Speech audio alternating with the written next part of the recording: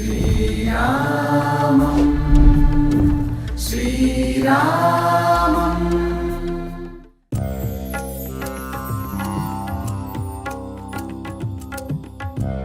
ఇప్పుడు మనం హనుమాన్ గడి దగ్గర ఉన్నాం. హనుమాన్ గడి ఏంటంటే హనుమంతుల వారు ఇక్కడ ఇంకా ఉన్నారు అని ఈ జనాలు నమ్ముతారు.